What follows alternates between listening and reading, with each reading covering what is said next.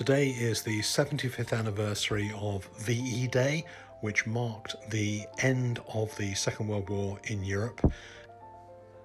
The armed forces of Great Britain and all its allies served in order to preserve the freedom that we enjoy today.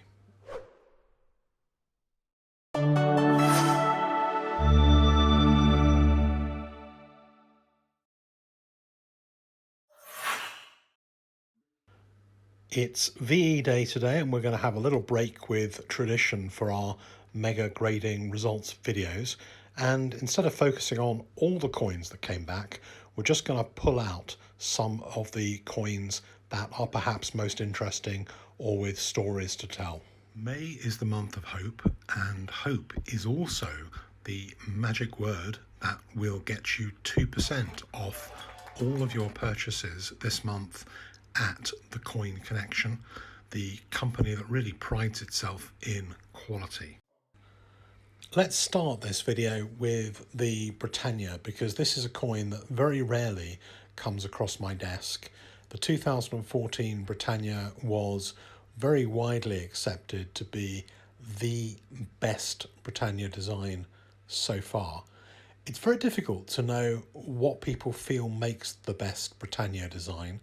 It's like, when a new one comes out, the people get to have a little chat, and the buzz goes round the forums and Facebook groups, and I suppose certain people may influence that decision, but generally it goes blub, blub, blub, blub, blub. Yep, this one's a good one. This one's a bad one. This one works. This one's a pile of rubbish. And everybody at the time said the 2014 Britannia design was the design. And it's interesting how for the 2014 in particular, the market has really supported that. People are prepared to pay quite a high premium for the 2014 coins. And it's interesting that even a few years later, people still feel they're one of the best designs. This one is a design I picked out because you'll probably never see another one. The mintage was pretty small. Very few of these get graded. This is a half a sovereign and one sovereign, minted by Tristan da Cunha, which is an island in the middle of the Atlantic, is it? And you have to correct me if I'm wrong, but it's really interesting. It's got a poppy design, lest we forget. I don't know how these coins in a way are called a sovereign and a half sovereign, because they're not really anything that kind of relates to the great British sovereign, although they are effectively crown colonies and produced under license. Chances are most of these coins, if not all of them, have never actually found their way to TDC in the middle of the ocean. So next we've got something equally unusual and distinctive. I've picked these ones out because it's everybody likes gold 50 pence pieces, and you get coins like this that people are collecting. A lot of these coins get a 70 when they're graded, particularly after conservation. There's quite a few of them around because they're produced every year, and there are kind of old ones, I suppose, from a few years ago, and newer ones. This one from 2019, Stephen Hawking. Mintage tends to vary between about 300 and maybe 1,000 or so of these coins. There are some really, really nice ones. You can see the Snowman, 2019 Snowman, Sherlock Holmes. A lot of people collect gold 50 pence pieces, and I've noticed when they come up for auction on eBay or Coin Cabinet or other places, they have a lot of interest and a lot of people going after them. The newer ones tend to be quite a lot more expensive than the ones from a few years ago. The raw mint price for one of these coins is over £1,000 now as a new coin for a new edition. The Una and the Lion. Said a lot about Una and the Lion, and quite a few of them are now coming back from grading. Very few 70s. I think most of these coins are getting 69. There's a few 68s and there's a few 70s. I would have thought probably 40% or so 70, whereas you might expect to get up to 80% 70 on a new release. So don't worry if you grade one of these coins and you get a 69.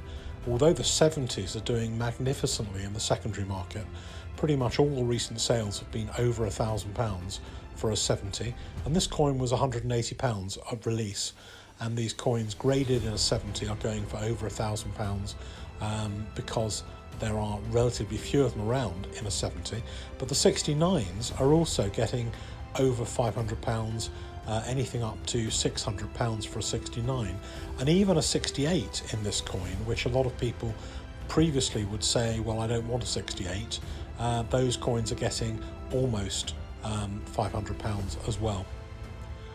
I picked out some more of these 50p's, but these ones are slightly different. These ones are all from Gibraltar. So 2018 Christmas, you've got the D-Day commemoration, and there's now a new one from Gibraltar out, I think, which is a VE Day one, which is being released today. A lot of people, well, not a lot of people, a small number of people are going after these very, very low mintage commemorative gold 50p pieces. It's not something for everybody. They have less gold in them than a regular raw mint 50p piece. They're thinner. They're the same diameter, I think, but they are actually a little bit thinner. They have less gold in them, but they are very, very collectible as low mintage coins. So very low mintage collectibles, and they sell out very quickly. So if there is something you want, then if you pay attention and snap them up when they're new releases, then you might get something which you may want to collect going forward. These ones I picked out because they're another variation, and these are actually sovereigns, but they're made in India. They're made under license by PAMP to a very high standard in India. They are not that easy to get hold of. Every year some of them get released. Mostly they are released in India, and very few of them find their way outside. I think there are quite stringent regulations about export of gold from India. Some of them get picked up in Dubai airport, some of them find their way to Australia, and a few of them find their way over to the UK. I managed to get 9 of these coins and managed to get them graded for people who I know, and as luck would have it, every single one of the coins that I bought in that batch and got graded got a 70. So there's lots of people who are very pleased with these coins. You'll find those coins from 2013 onwards. Every single year there has been an Indian sovereign with the India mint mark. So a number of interesting coins in this batch. I think that a lot of people are going to be collecting the Una type coins at the moment. And I just wanted to, before we talk about the Una coins, this one. So very famous coin from the 1780s onwards, the Cartwheel penny. I'm not 100% sure of the Queen portrait side, the St Helena side, but what they've done on the other side in the name of the East India Company Resurrected, I think is really, really lovely. This one got a 70. It's a proof. It's nice and shiny. It shows the wonderful classical design of the Cartwheel penny and the Cartwheel tuppence. I think this is really, really nice. I've only had one of these submitted for grading. This was the one, and I wanted to make sure I picked it out to show you, because it's one of those coins that may very well just pass you by. You'll never know it existed. There's probably going to be a very, very low grading population. A handful of those coins will be submitted probably to the grading companies.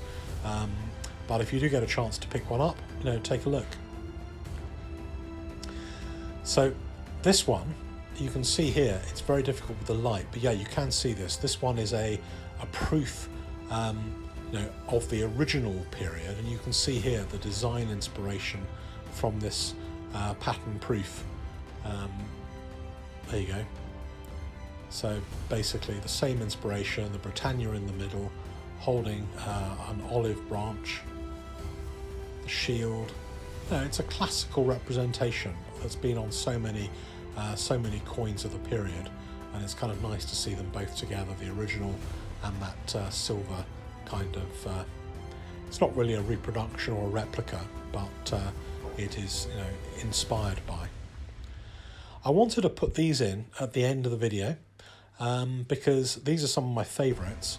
There was 10 of these medals. These are private medals, but they're official. So they're private because they're paid for by private individuals who want to have these created, but they're official because they're produced by the one of the 4 official mints of China, and that's Shenyang, Shanghai, Shenzhen and Nanjing. So the 4 official mints of China, and they produce these private coins, and they do the design and they do the art, but they're kind of semi-private, semi-official, and they get graded by NGC as an official Chinese mint medal, and they're really attractive. So I hope you like this kind of way of doing things, to change it around a bit.